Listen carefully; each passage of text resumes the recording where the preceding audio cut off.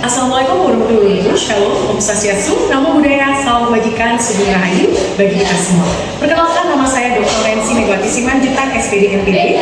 Saya dari Fakultas Ilmu Pendidikan dan Sastra Universitas Dr. Sutomo di Surabaya. Kali ini saya akan memaparkan mengenai salah satu mata kuliah yang saya ampu di semester genap tahun 2026, yakni mata kuliah Pengembangan Sumber dan Media Belajar Bahasa Indonesia. Untuk lengkapnya, simak video berikut.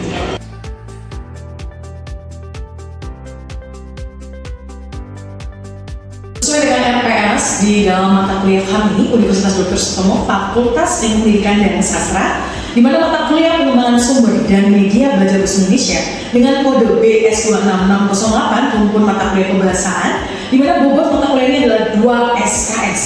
Dan saya sebagai pengembang RPS-nya dan koordinatornya adalah dosen lain, di mana capaian pembelajaran sesuai dengan capaian prodi yang diberikan pada mata kuliah ini. Yang pertama adalah S6, bekerja sama dan memiliki kepekaan sosial serta kepedulian terhadap masyarakat dan lingkungan. PP2, menguasai ragam genre dan teks multimoda. KK2, terampil berbahasa dan bersastra Indonesia dalam beragam genre teks. KU2, mampu menunjukkan kinerja mandiri, bermutu dan terukur. Mata kuliah ini bertujuan memberikan kemampuan kepada mahasiswa untuk mengembangkan media dan sumber belajar untuk pembelajaran ataupun pelatihan.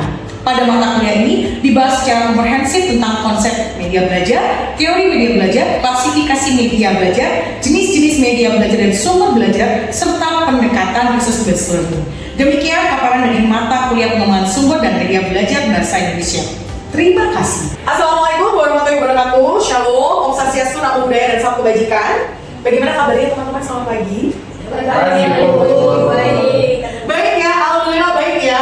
Oke, teman-teman, hari ini kita akan belajar tentang apa? Ini dia ya, di sesi yang ke-12 kita akan belajar mengenai pengembangan media pembelajaran bahasa Indonesia dari mata kuliah Pengembangan Sumber dan Media Belajar Bahasa Indonesia dengan bobot 2 SKS bersama dengan saya, gitu ya. Sampai tuntas tapi tetap bersama dengan saya, gitu ya. Teman-teman, apa yang akan menjadi pembelajaran kita hari ini? Ini adalah agenda perkuliahan kita hari ini. Yang pertama, kita akan ada paparan CPNK dan tujuan pembelajaran.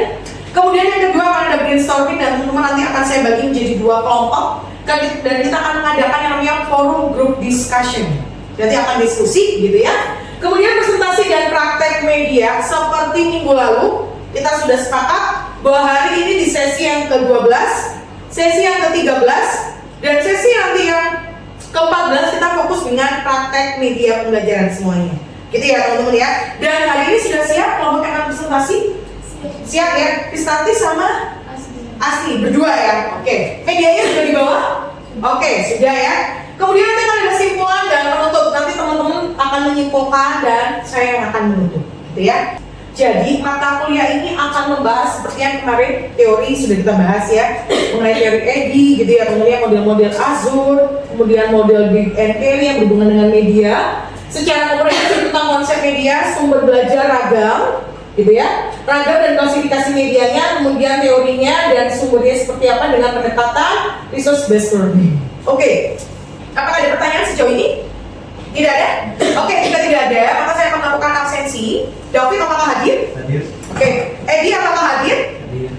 Oke, Rinda hadir? Hadir. Intan? Hadir. Mirta? Hadir. Febrika? Hadir. Hadir. Satrio? Hadir. Luna Rahma? Hadir. Kristina? Hadir. Kristanti? Hadir, Bu. Satunya yang tidak hadir, Okta mana? Sakit. Mugi? Sakit ya? Ya. Oke, teman-teman langsung saja kita akan membagi 2 kelompok. Ini kelompoknya Febrika dengan ketuanya langsung saya pilih gitu ya. Silakan teman-teman memutar kursinya dan Anda diskusi. Anda memiliki waktu hanya 2 menit untuk melakukan diskusi. Dan soalnya sudah saya bagikan, ada di slide ini juga. Yang pertama, ini adalah soal untuk kelompoknya Intan. Ini kelompoknya Intan gitu ya. Febrika dengan timnya 6 orang, kemudian Intan nanti dibantu dengan Afif gitu ya, tunggu ya, 5 orang.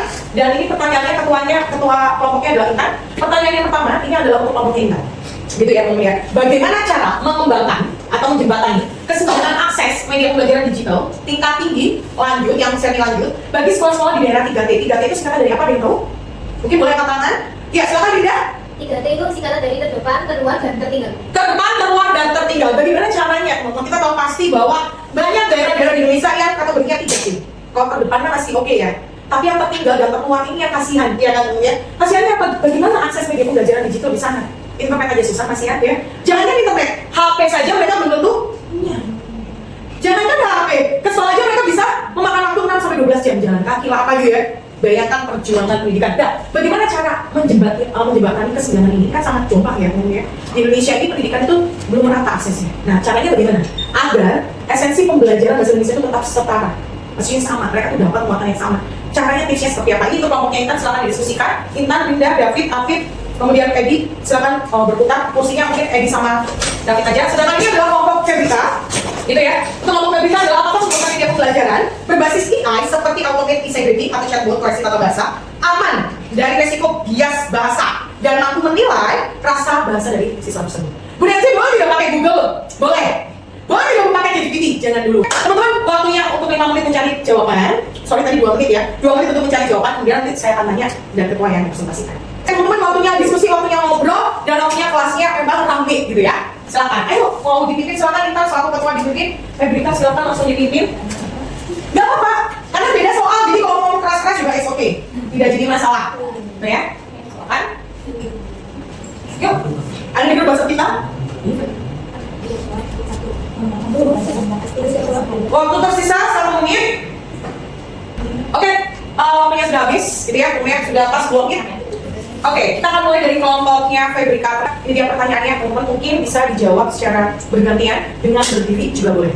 Makan. Masih ngomong ini dulu, bagi dulu tugasnya. Silakan, ada yang mau jawab? Ya, silakan Luna, Rama dari karya peserta. Silakan. Saya izin menjawab, Bu. Ya, suaranya mungkin agak lebih keras. Pembuatan media pembelajaran berbasis AI seperti Automated Essay Grading ARG dan Chatbot koreksi tata bahasa belum memiliki banyak manfaat, tetapi belum sepenuhnya aman dari risiko bias bahasa dan belum mampu menilai rasa bahasa atau estetika secara sempurna. Sebagai contoh dalam puisi atau cerpen. Kami bahwa penggunaan AI kedua ini kurang mampu gitu ya untuk menilai bias bahasa dan rasa dari betul sekali. Saya sepakat memang ya, karena AI itu tidak punya rasa ya, maksudnya taste gitu ya. Oke, mungkin Febri kamu menambahkan silakan, mungkin melawan berdiri.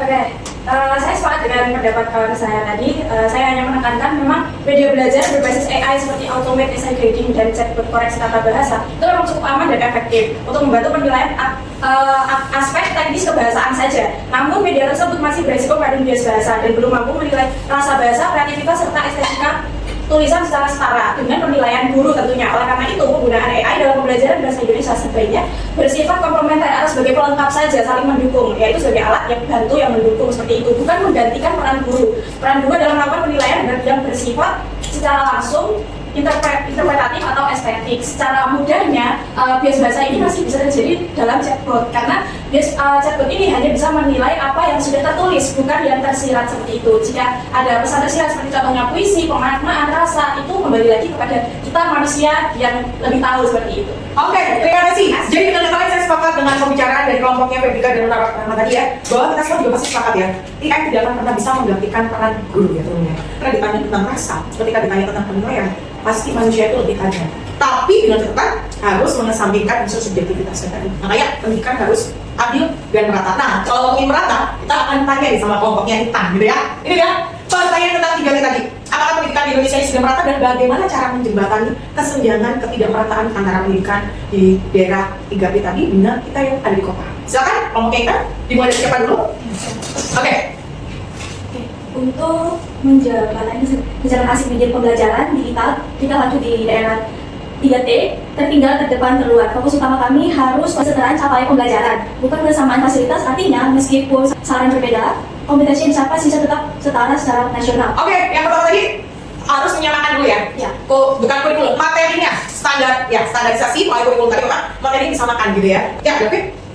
Yang kedua, meningkatkan kompetensi guru, memberikan pelatihan kepada guru tentang penggunaan teknologi yang sesuai dengan kondisi daerah, mengajarkan cara membuat media pembelajaran sederhana namun efektif untuk melatih keterampilan menyimak, berbicara, membaca, dan menulis. Oke, terima kasih David. Saya setuju banget. Jadi kalau sebagai seorang guru, harusnya kita punya standar yang sama dalam menilai gitu ya. Begitu juga hati seorang pendidik, tapi dia mau belajar, dia juga gagal sebagai seorang pendidik. Ini berarti Anda akan menjadi calon-calon sarjana pendidikan harus memiliki kedua ini, kompetensi dan hati sebagai seorang pendidik.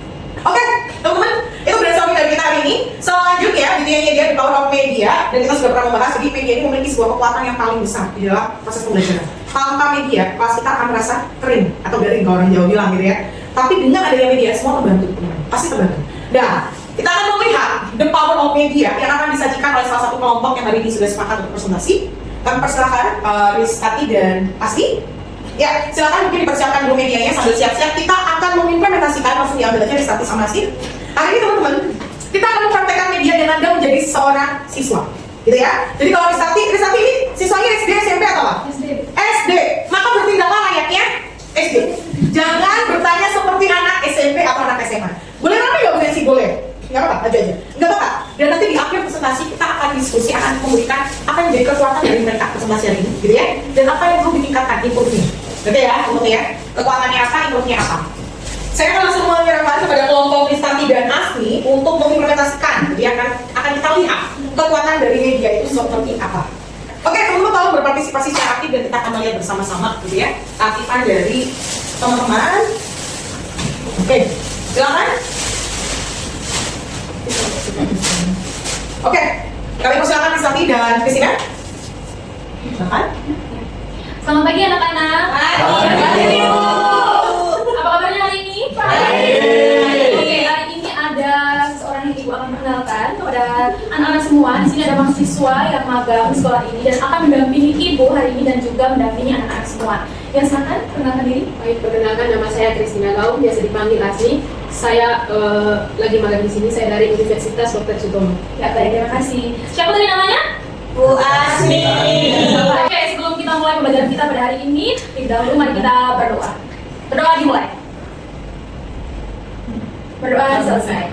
Oke, coba perhatikan di depan. Di sini anak coba perhatikan ini apa? Terus. Iya tahu kan? Terus apa? Jam. Apa? Jam. Tidak dijelaskan ya. Ini namanya roda berputar. Jadi hari ini temanya ibu akan bagi kelompok, dua kelompok. Di sini kelompok 1, di sini kelompok 2. Nanti ibu minta kalian tolong kalian siapkan jargon kalian masing-masing. Coba pikirkan sekalian. Kasih kalian contoh. Kelompok 1 misal Yel. yang dia begitu ya. Gimana sekarang pikirkan sekalian pikirin. Ayo, Tan. Ayo, Pak. Ayo. Dibuat yel. Nanti ibu jelaskan cara bermainnya seperti apa. Tapi kalian tentukan dulu jargon kalian apa. Yang kreatif ya, yang kreatif. Coba. Oh ini. Siapa kita? Jargon yang singkat aja. Coba kita Edi. Yang semangat yang pokok nanti ibu akan kasih kalian hadiah. Permen, Bu. Kita dulu sekarang. Ayo. Oh. Hadiah spesial.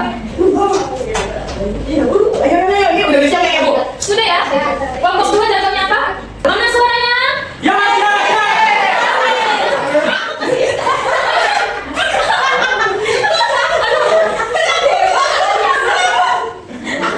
Kayaknya lebih semangat coba. Ngomongnya lebih semangat. Belum sempat ngomong. Ayo, demo lah, Bu. Kita ulangi ya. Mana suaranya? Apa dulu apa nih? Mama, bener itu, kamu mulai apa gimana? Boleh saja tidak boleh ya. Kelompok 1 untuk Udah kan? Padahal hijau bener. Sini aja.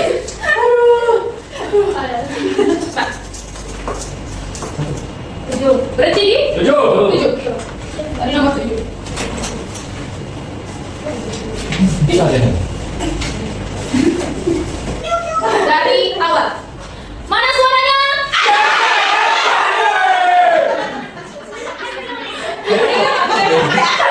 Mereka sudah sangat semangat, tapi mereka kalahnya di suara.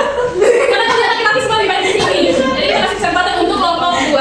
Mereka juga sudah sangat excited dan semangat. Ibu udah kalah, Bu. Nomor 1.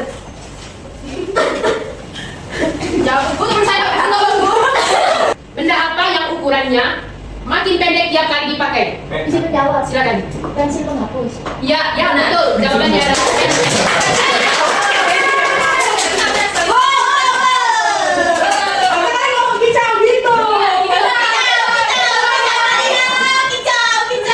Apresiasi untuk kelompok 2.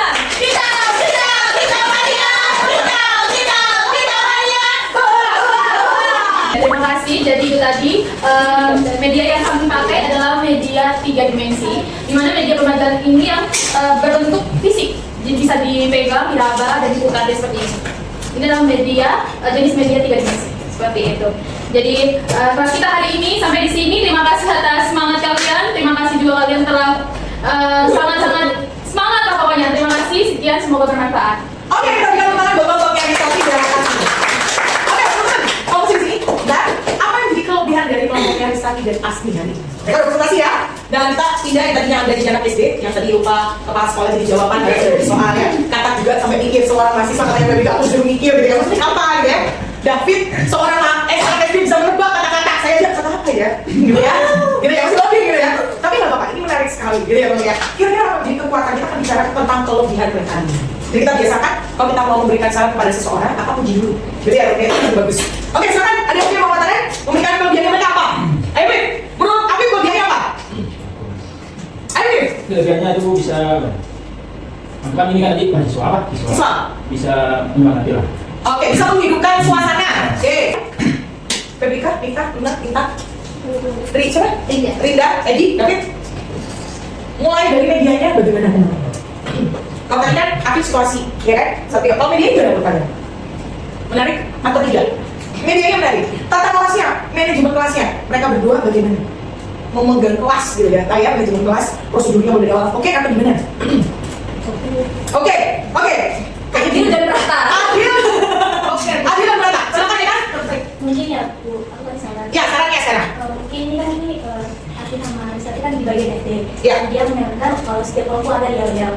Kan tahu kan sifat anak-anak itu basic banget dan dibuat main. Mungkin satu-satu kayak mana lebih kompak, mana yang kayak tadi kan beberapa bising banget kan. Ya. Jadi kayak mereka tuh nggak teratur juga ketika mereka mencapai ini. Oke, mungkin kita kasih masukan sarannya untuk apa ditingkatkan pembagian ya, bukan pembagian ya, ketika menyuarakan yel-yelnya LKBD secara bergantian ya, biar tidak terlalu berisik ya. Tapi tetap sih, kan sini mau gantian mau tetap aja mereka kali kelas 2 ya. Bisa gitu. Tapi maksudnya kita mungkin boleh ditanggung juga ya sama maksudnya mungkin biar kedengeran gitu ya. Ini apa gitu ya teman-teman ya. Kalau bareng kan, kalau ini mungkin karena kelasnya nggak terlalu banyak. Tapi kalau anak-anak kecil nanti biasanya memang 32, 33. Jadi bayangin yang lebih rame itu adalah lebih banyaknya. Oke, ada lagi mungkin saran?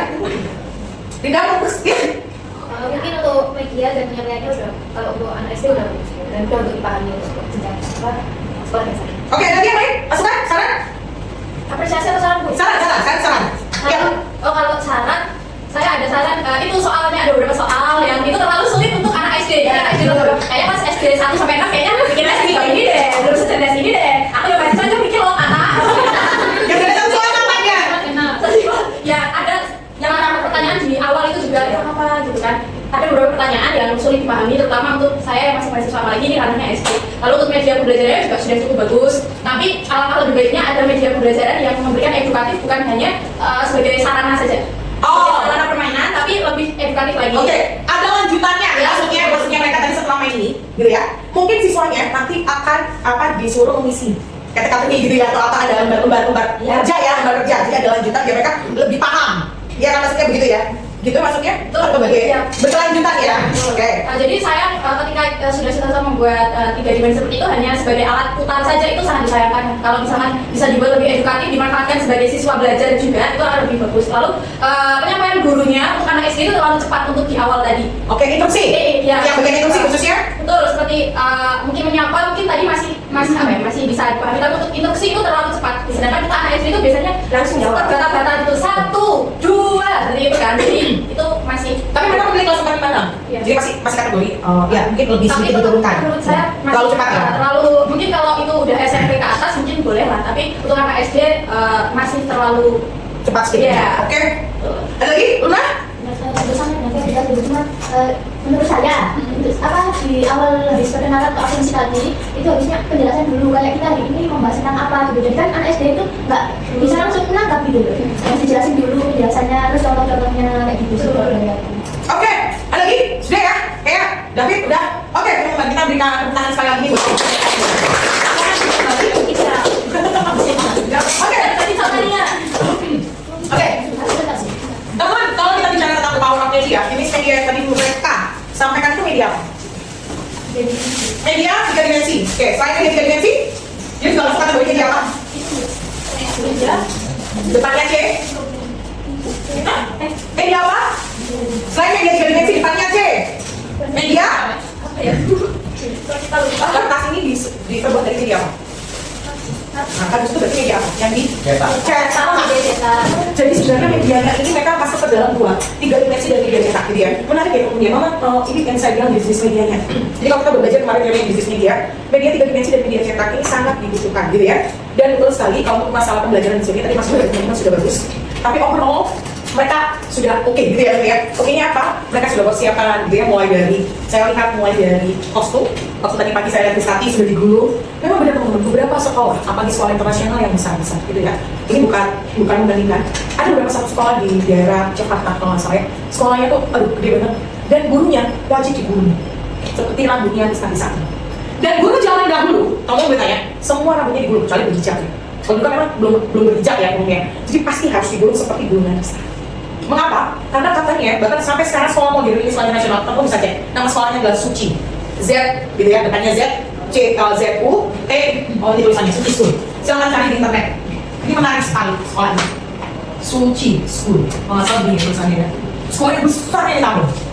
Bahkan ada konten kreator atau youtuber yang mereview sekolah ini. Dan semua gurunya wajib digulung. Mengapa? Karena katanya mereka tidak boleh ada selai rambutnya yang mengganggu pembelajaran. Jadi benar-benar gitu ya, ketika mereka mengajar apa tidak boleh ada seperti ini, gaya-gaya ada. Cat rambut juga tidak boleh gitu ya. Iya, karena kalau kayak gini kan menutupi gitu ya temen-temennya atau apa, ekspresinya juga nggak kelihatan, ada banyak hal yang seperti itu. Oke, ini dia bisnis medianya. Mari kita akan melihat, kita akan buat kesimpulan pas kita hari ini teman-teman. Mungkin ada yang mau menyampaikan. Kalau dari saya, gitu ya, kelas kali ini sudah berjalan dengan sangat-sangat bagus, mulai dari awal, mulai dari praktek, media dan sebagainya. Hanya saja perlu teman-teman kelas saya apa betul sekali. Ketika kita membuat media, maka kita harus paham dulu tujuan dan target besarnya untuk apa dan materinya untuk apa, gitu ya. Oke, itu yang menambahkan kesimpulan. David, Edi, yang paling semangat hari ini sampai Febrika kaget spot jantung. Jadi keren banget gitu ya, di luar, dan saya selalu nih, Edi udah keluar dari zonanya out of the box. Siap udah keluar gitu ya. Mungkin apa sih dari pelajaran hari ini atau pelajaran hari ini? Apa yang dipelajari dari kelas kita hari ini? Perkuliahan kami.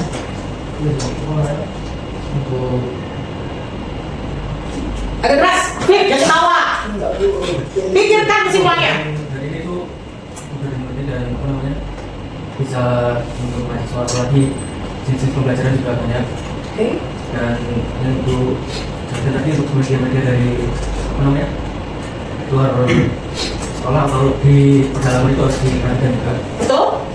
Dan apalagi itu infrastruktur internet terus perjalanan juga harus ditinjau, apalagi di jenis pedalaman itu masih tergolong rendah untuk internet sama perjalanan. Betul sekali teman-teman. Jadi dengan kata lain, media itu sangat dibutuhkan oleh siapa saja dan di mana saja, khususnya bagi dunia pendidikan. Tanpa media, kelas akan terasa kurang hidup, gitu ya. Sudah hidup tapi kurang hidup ya teman. Bayangkan tidak ada materi, tidak ada. Dan yang paling menyenangkan adalah ketika media itu bisa dijadikan bahan atau alat untuk permainan. Jadi belajar sambil bermain itu lebih menyenangkan daripada belajar terus itu akan membosankan, benar nggak? Ketika dosen Anda bukan bercerita 2 jam, teori aja, kalian masih kapan selesai? Jangan kalian ya, saya juga kalau profesor ini kapan selesainya, nggak bisa baca aja bukunya gitu ya. Memang ada ya, begitu. Karakter dosennya begitu. Tapi saya harusnya sesuai dengan mata kuliah masing-masing gitu ya. Kalau media ya fokusnya ini, kalau bicara ya harusnya bicara. Oke, teman-teman itu saja dari saya dan saya. Terima kasih ya buat Trisati dan Kasih hari ini gitu ya, luar biasa. Minggu depan teman-teman setelah disiapkan kelompok berikutnya akan presentasi gitu ya. Dan minggu depan kita akan ada 2 kelompok materi, kelompok teori yang kemarin tertinggal karena ada 1 event kita sidang kemarin ya. Jadi kelas di-off-kan. Dan yang kedua kelompoknya adalah kelompok praktek presentasi. Minggu depan siapa yang presentasi media? Kelompoknya siapa? Luna. Coba lihat agenda perkuliahan kita yang di awal. Kelompoknya siapa? Trisati sudah bukan. 24 Juni ya? Minggu depan ya?